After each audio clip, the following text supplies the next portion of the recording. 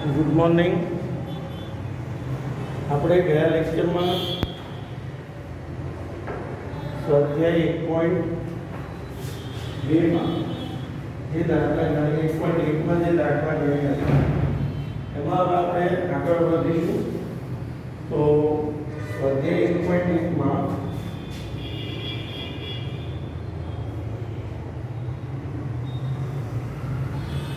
દાખલા number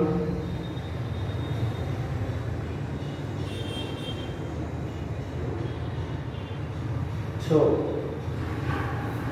sorry દાખલા number 10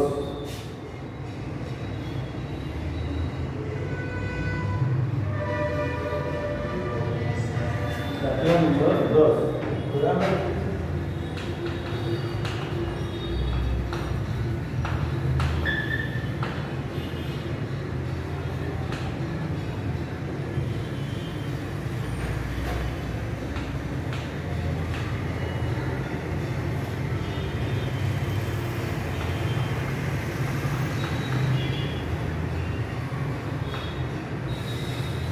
હવે દાખલા નંબર 10 ની જે રકમ છે તો જો 10મા દાખલાની અંદર જે આપણો પ્રશ્ન છે એમાં કે ભાઈ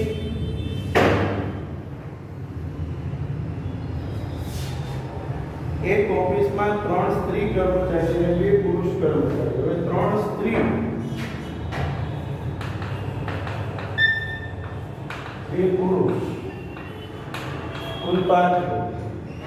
સૌપ્રથમ સ્ત્રીને આપણે વુમન એટલે W1 W2 અને W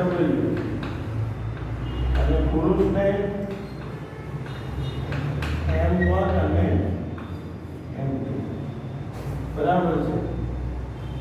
તો સ્ત્રીઓને આપણે શેના વડે દર્શાવીશું? W1 W2 W3.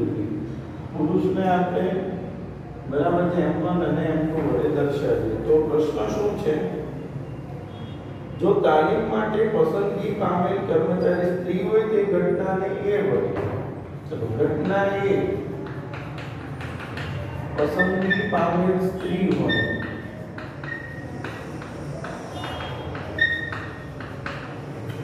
હવે સ્ત્રી હોય તો સ્ત્રીઓ કેટલી છે? 3.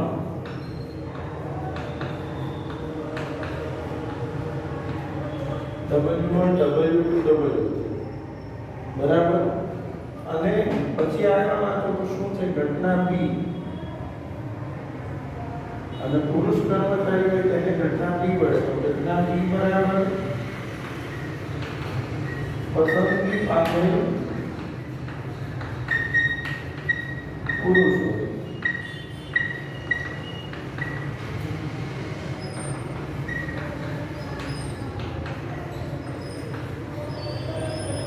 M1 M2 તો નીચે જણાવેલ ઘટનાઓ ગણ મેળવો અને પ્રશ્નોના જવાબ આપો. U A અને B આવી. ચોથો પ્રશ્ન છે A યોગ B.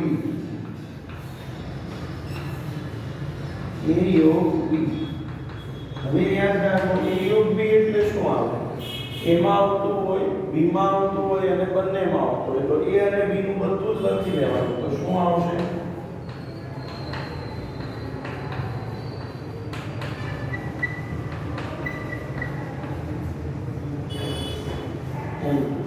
ત્યારબાદ પસંદગી પામે A છેદ B. A છેદ B એટલે શું? A અને B નું સરખું. તો સરખામાં શું છે? નથી. તો એ કેવો ગણ થઈ જશે? ખાલી. પછી A ડેશ છેદ B. A ડેશ છેદ B. ચલો પહેલા તો આપણે A ડેશ શોધીએ. તો A ડેશ એટલે શું થાય? ઘટના A બનતી નથી. U માં હોય પણ A માં ન હોય. A માં હોય એવું કોઈ નહીં લખવાનું. તો A માં કોણ છે? W1 W2 W3 એટલે આ 3 છે. તો શું નથી? M1 અને M2. હવે પ્રશ્ન શું છે? A ડેશ છેદ B. તો A ડેશ M1 M2 અને B માં કોણ છે? M1. તો બંનેનો છેદ ગણ એટલે બંનેમાં અંકુશ સરખું તો શું આવશે m1 m2 ત્યારબાદ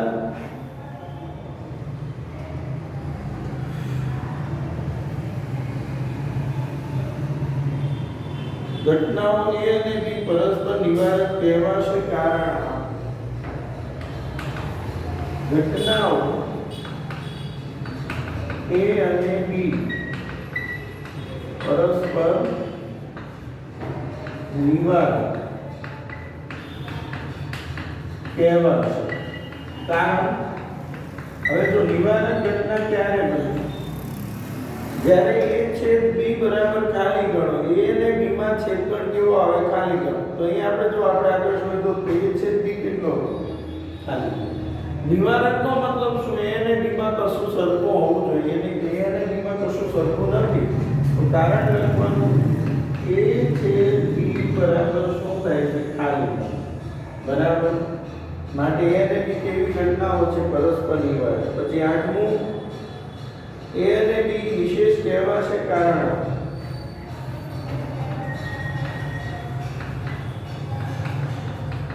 A અને B વિશેષ કહેવાશે કેમ વિશેષ કહેવાશે તેનું કારણ શું A યોગ B બરાબર U થાય છે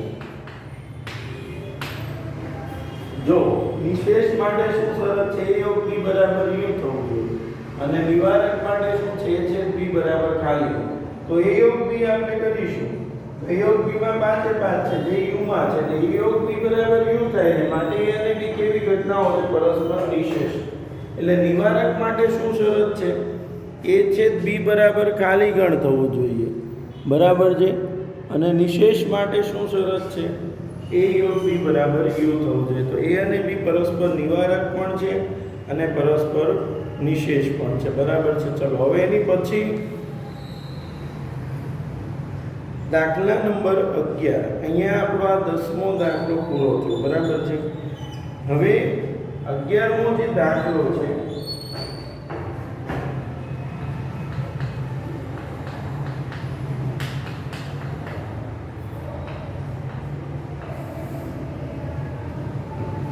એક ઓફિસમાં 52 પત્તાના ઢગમાંથી એક પત્તું ખેંચવામાં આવે હવે પહેલા તો 52 પત્તા 52 પત્તા એટલે આઈનો યુક્તો દૂરી એમ ટાળીનો ભાગસર સર્કટનો યુક્તો સર્કટની દૂરી સર્કટનો ભાગસર પલ્લીનો એકકો પલ્લીની દૂરી પલ્લીનો ભાગસર લાલનો એકકો દૂરી લાલનો ભાગસર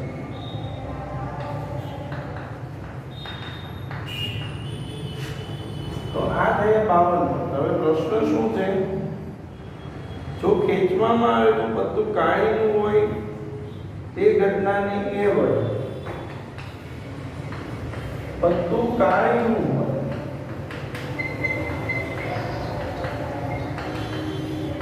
ઘટના A વડે તો કાળીના પત્તાઓ કેટલા છે કાળીના કુલ કેટલા પત્તા હોય તે કયા 13 પત્તા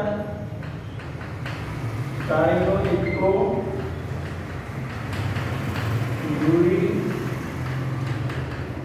કાળીનો ભાગસર પત્તું કાળીનું હોય તેને ઘટના A વડે અને પત્તું એકાથી 10 સુધીની સંખ્યા દર્શાવતું હોય તે ઘટનાને B કહીએ ઘટના B બરાબર એકાથી 10 સુધીની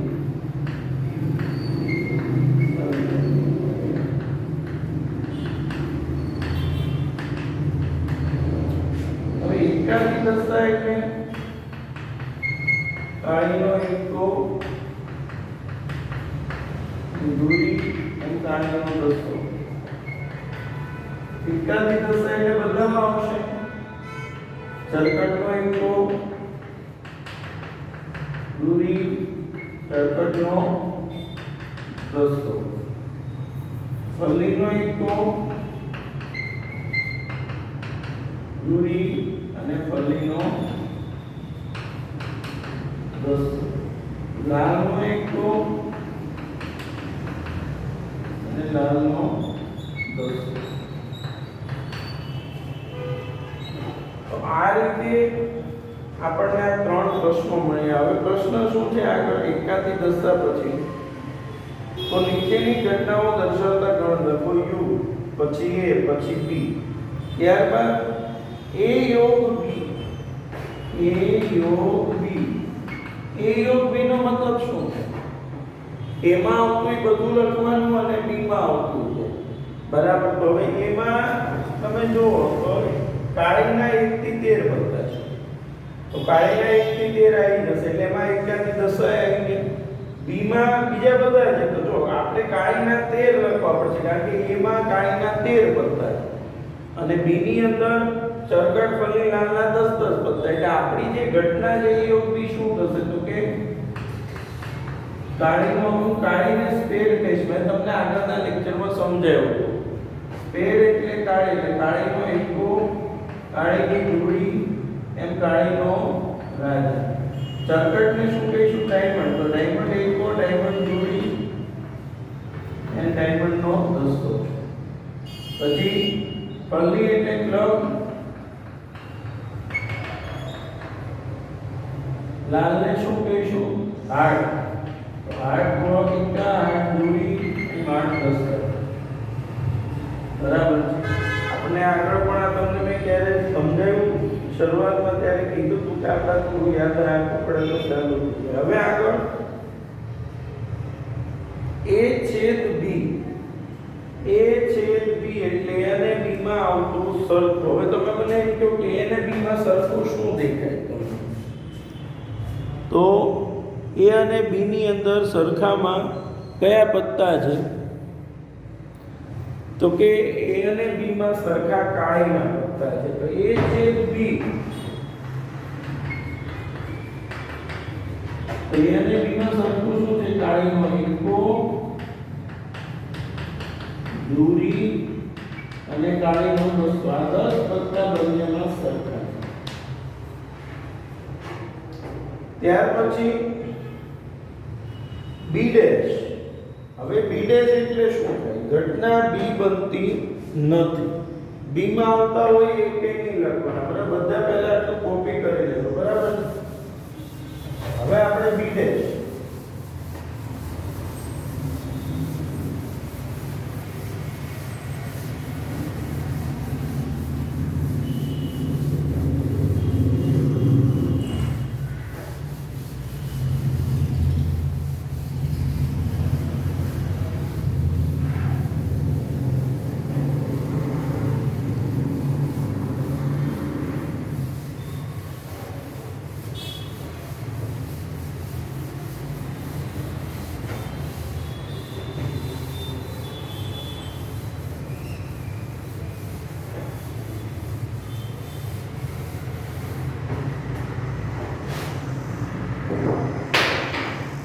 b ડેશ ને ઘટના b બનતી નથી. b માં હોય બરાબર છે. u માં હોય પણ b માં ન હોય.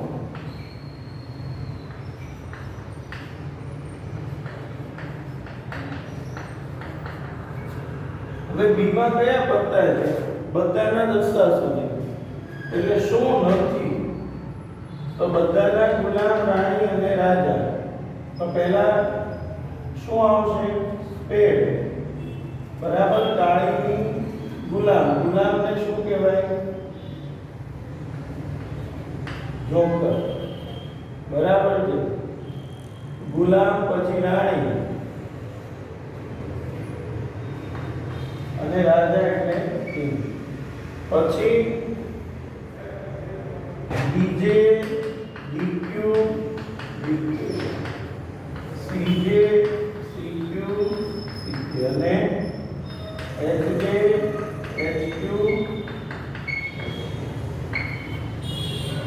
બધાના ગુલામ રાણી અને રાજા. બરાબર. હવે એની પછી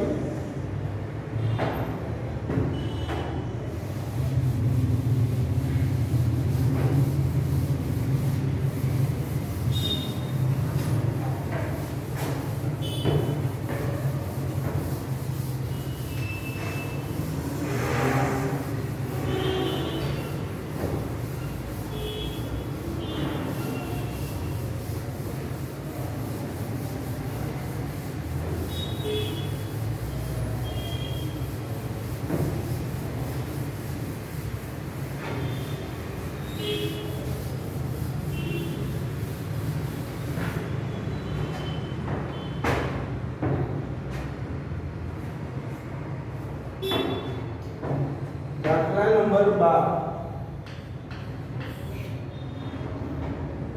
એક યાદચ્છિક પ્રયોગની ઘટનાઓ A1 અને A2 નીચે મુજબ છે. આ પરથી યોગ ઘટના A1 યોગ A2 અને A1 છે A2 દર્શાવતા ગણો. A1 માં 0 થી 5, A2 માં -1 થી 3. હવે તમે સમજો A1 માં 0 થી 5 પણ 0 નથી આવતા અને 5 નથી આવતા, એટલે કોણ આવશે? 1 2 3 અને 4. જો અહીંયા ઇક્વલ્સ ટુ હોય તો એ સંખ્યા લખવાની, ના હોય તો નહીં લખવાની. એટલે 0 ઇક્વલ્સ ટુ નથી એટલે 0 નહીં આવે. 1 2 3 4 અને 5 નહીં આવે ઇક્વલ્સ ટુ નથી એટલે. અને A2 માં -1 થી શરૂ કરીએ તો -1 નહીં આવે તો 0 1 અને 2. હવે A1 યોગ A2, A1 અને A2 માં આવતું બધું તો 0 1 2 3 અને 4.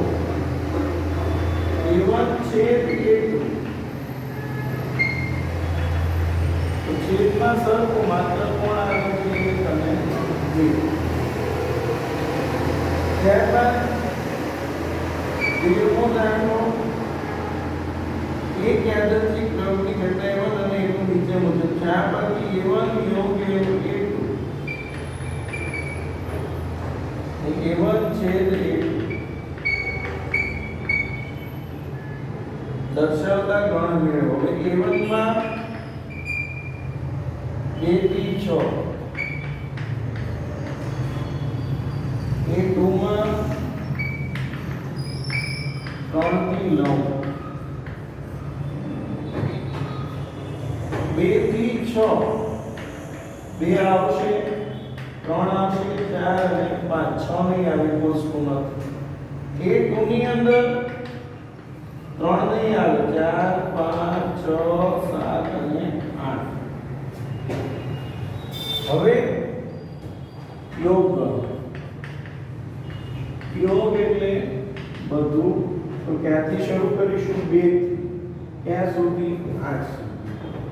યોગમાં બધું આવે એટલે 2 3 4 5 6 7 અને 8. છેદ ગણો. છેદ એટલે સરખું. તો બંનેમાં સરખું શું છે? 4 અને 5. ત્યાર પછી જે 14મો દાખલો છે. એક યાદચ્છિક પ્રયોગનો નિદર્શ અવકાશ U અને તેની કોઈ ઘટના એ નીચે મુજબ છે. U અને A, તો A ડેશ મેળવો.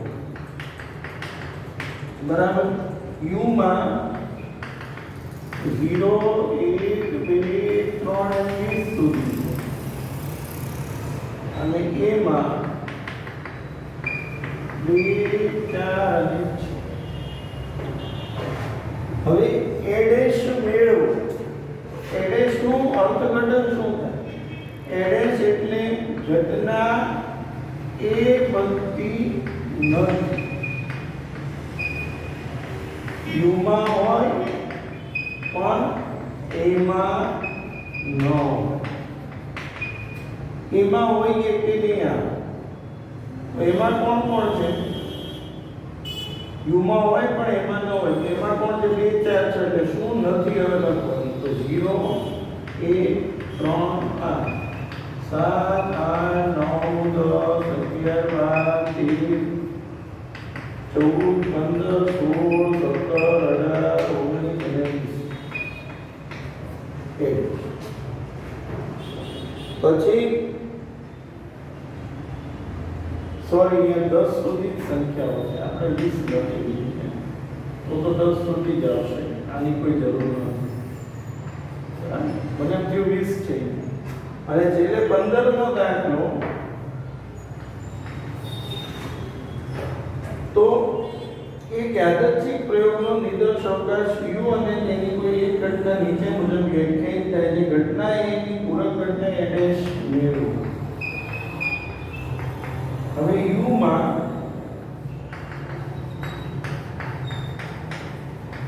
અને a માં 1/2 less than equal to x less than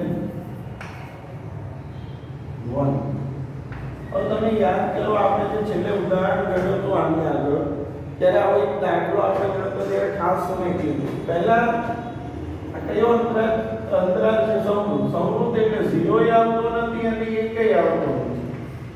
તો આને આવી રીતે લખે 0 અને એનો મતલબ અહીંયા ઇક્વલ્સ ટુ છે એટલે 1/2 આવે છે. આવે તો મોટો કાઉન્સ અને પાછું એ આવતો નથી તો વિવૃત અંતરાલ.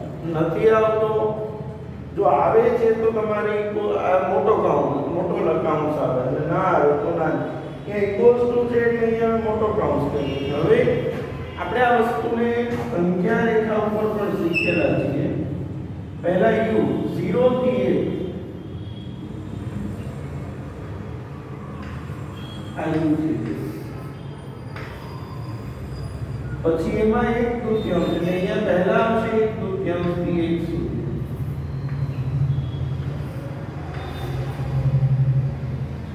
આ લઈ લો. હવે તમે એક વસ્તુ સમજો a ડેશ નો મતલબ શું થશે? ઘટના એ બનતી નથી તો એ ક્યાંથી ક્યાં સુધી છે? 1/2 સુધી એટલે નથી બનતી તો શું લખવાનું? 0 થી 1 બરાબર છે. આ આપણા 15મો દાખલો હતો. એટલે આપણે બધા જ ઉદાહરણ આની પહેલાના છે અને આ બધા જ દાખલા એ આપણે ગણી લીધા. બરાબર છે. હવે આવતા લેક્ચરમાં આપણે 1.2 ના જે દાખલાઓ છે એની શરૂઆત કરીશું. Thank you.